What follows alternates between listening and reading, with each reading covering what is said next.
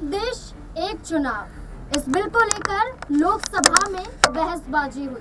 सत्ता पक्ष जहां इस बिल को पास करवाने के लिए जुटा हुआ था, तो वहीं विपक्ष के जरिए इस बिल के कई नुकसान बताए जा रहे थे।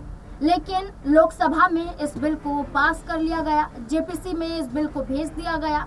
कुल मिलाकर सहमति के आधार पर देखा जाए तो 269 वोट पड़ते हुए नजर आए।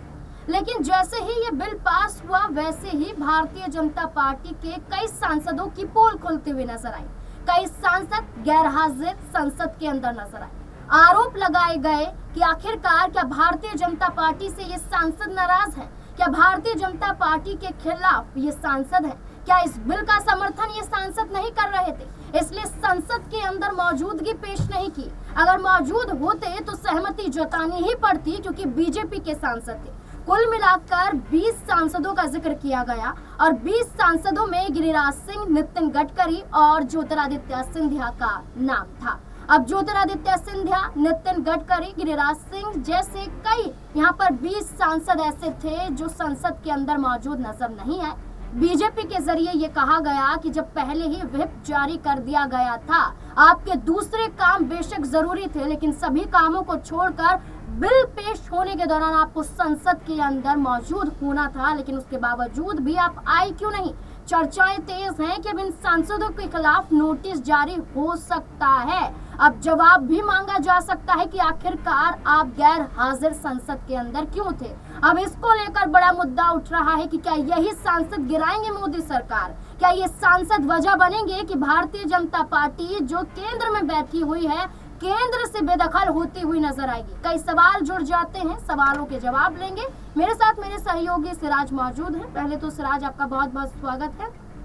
सिराज, किस तरीके से आप देखते हैं कि सांसदों के ऊपर एक्शन लेने की बात बीजेपी के जरिए की जा रही है? ये कहा जा रहा है कि ये सांसद मौजूद नजर नहीं आए, यानी कि बड़ी बगावत की तैयारी है। वहीं मध्य प्रदेश में ज्योतिरादित्य सिंधिया के खिलाफ बीजेपी संगठन आरोप लगाती है कि विजयपुर का उपचुनाव ज्योतिरादित्य सिंधिया की वजह से नहीं जीत पाए। क्या लगता है कोई बड़ा एक्शन होता हुआ नजर आएगा? जी बिल्कुल नाज़मीन, जाहिर सी बात है कि जिस तरीके से वन नेशन वन इलेक्शन की बात और ये मुद्दा खास तौर पर विपक्ष इसको लेकर लगातार जो है विरोध प्रदर्शन कर रहा है, संविधान के खिलाफ बता रहा है, लेकिन वहीं इन नेताओं का ना पहुंचना अपने आप में दर्शाता है कि क्या इन्हें भी इस बिल से दिक्कत है? क्या इस बिल के समर्थन में भारतीय जनता पार्टी के सांसद नहीं है? क्या भारतीय जनता पार्टी के नेता ही इस बिल के विरोध में?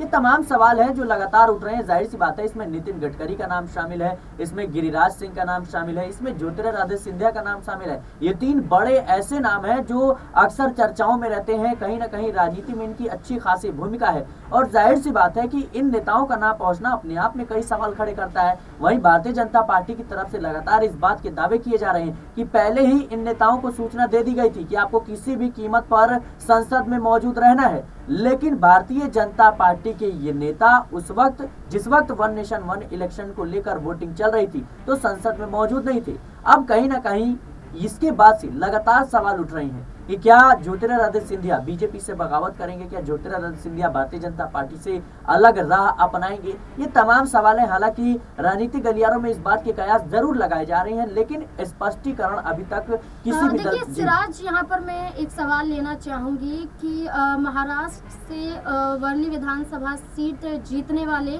और एकनाथ शिंदे के खिलाफ बयान देने वाले और उद्धव ठाकरे के बेटे आदित्य ठाकरे, उन्होंने एक बड़ा बयान दिया कि बीजेपी अपने सहयोगी दलों के साथ बहुमत में आई थी और सत्ता में बैठने में कामयाब हुई थी। लेकिन जब बिल पेश हुआ, चलिए कुछ सांसद मौजूद नजर नहीं थे, देखिए वहां पर गए नहीं वो सांसद, लेकिन जो वोट पड़े 200 यहाँ पर लगभग देखा जाए तो 69 के करीब, और बहुमत का आंकड़ा 270 पाया जाता है। बीजेपी 270 भी यहाँ पर सहमति नहीं जता पाई, यानी कि साफ तौर पर दिखाई देता है कि बीजेपी अल्पमत में है और बीजेपी पर खतरा मंडरा रहा है। और वैसे ही हम चर्चा करते हैं कि जेडीयू और टीडीपी बीजेपी के साथ है, तभी केंद्र में बीजेपी है। सहारे पर एक नाव पर टिकी हुई है। क्या लगता है आपको, वाकई आदित्य ठाकरे की बात में दम नजर आता है? हाँ जी, बिल्कुल जाहिर सी बात है, जिस तरीके से आदित्य ठाकरे ने बयान दिया है वो कहीं ना कहीं कई सवाल खड़े करता है। देखिए, यहाँ पर सहयोगियों की अगर हम बात ना भी करें तो बीजेपी के खुद 20 सांसद नहीं पहुंचे थे।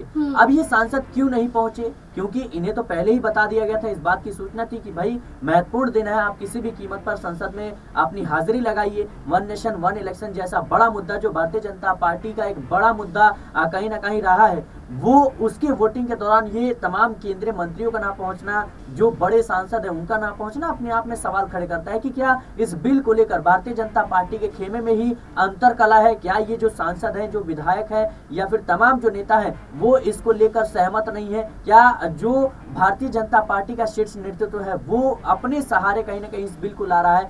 उनके नेता इस बात को कहीं ना कहीं तवज्जो नहीं दे रहे हैं। तमाम सवाल जो है लगातार उठ रहे हैं। लेकिन वहीं भारतीय जनता पार्टी की तरफ से इस बात की भी खबर सामने आ रही है कि इन जो भी नेता माफ कीजिएगा, जो सांसद है वो संसद में नहीं मौजूद थे, उनको नोटिस दिया जाएगा। यानी सीधे तौर पर उनके खिलाफ कहीं ना कहीं एक्शन की जो सुगबुगाहट है वो तेज हो गई है। अब देखना जरूर होगा कि आखिर इन सांसदों के खिलाफ भारतीय जनता पार्टी किस तरीके से एक्शन लेती है। लेकिन जाहिर सी बात है कि उनका ना पहुंचना अपने आप में कई सवाल खड़े कर रहा है। देखिए, अगर हम बात करें सिराज की, बीजेपी एक्शन ले रही है अपने ही सांसदों के खिलाफ, तो ऐसे में तो बड़ी बगावत हो सकती है।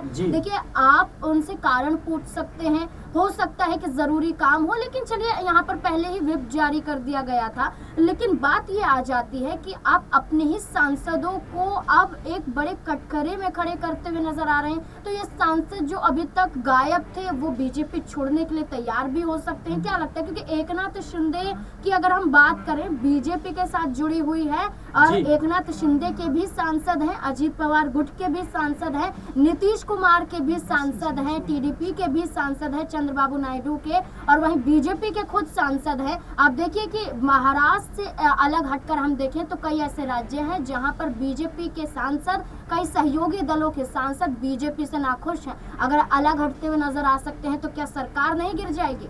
जी बिल्कुल, जाहिर सी बात है कि अभी ये कहना काफी ज्यादा जल्दबाजी होगा। हालांकि जिस तरीके से जो खबर निकलकर सामने आ रही है कि नोटिस दिया जाएगा, आखिर उसके कारण क्या थे? जो नेता थे वो आखिर क्यों नहीं मौजूद थे संसद में इस सूचना के बावजूद भी? ये बड़ा सवाल हो जाता है। और जाहिर सी बात है कि तमाम जो प्रक्रिया है इसको पूरा करने के बाद ही कुछ कह सकते हैं कि स्पष्टीकरण सामने आएगा कि आखिर क्या कारण थे। लेकिन सरकार गिरने की बात, जहां मुझे लगता है कि ये काफी ज्यादा जल्दबाजी वाला मामला हो जाएगा, और कहीं ना कहीं अगर ये जो सांसद है भारतीय जनता पार्टी के इस बिल से खुश नहीं है तो फिर कहीं ना कहीं ये खतरे की घंटी जरूर है केंद्र सरकार के लिए। देखिए, बिल्कुल अब यही देखना होगा कि अभी नोटिस जारी किया नहीं गया है। चर्चाएं तेज हैं कि नोटिस जारी हो सकता है, लेकिन उससे पहले ही संसद के अंदर एक ऐसा बयान केंद्रीय गृह मंत्री अमित शाह दे देते हैं जिसको लेकर अब बड़ा विरोध देखा जा रहा है अमित शाह के खिलाफ, जहां वो कहते हैं कि डॉक्टर भीमराव अंबेडकर का नाम क्यों जपते हैं इतना? अगर भगवान का नाम ही जप लिया होता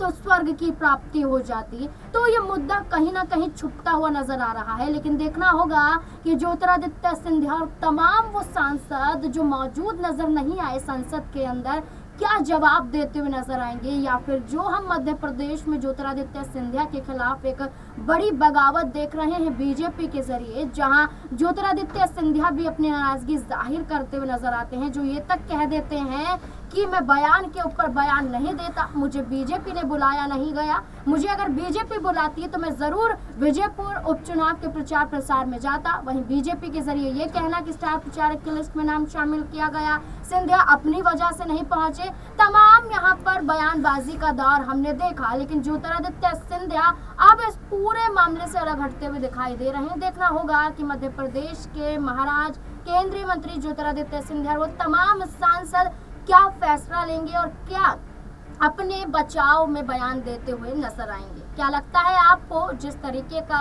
माहौल हम बीजेपी के सांसदों के जरिए देख रहे हैं, क्या बड़ी गाज गिरती हुई नजर आ सकती है या फिर नहीं? क्या है आपकी राय इस पूरे मुद्दे को लेकर? अपनी राय कमेंट सेक्शन में जरूर बताएं। देखते रहे SPN9 न्यूज़। धन्यवाद।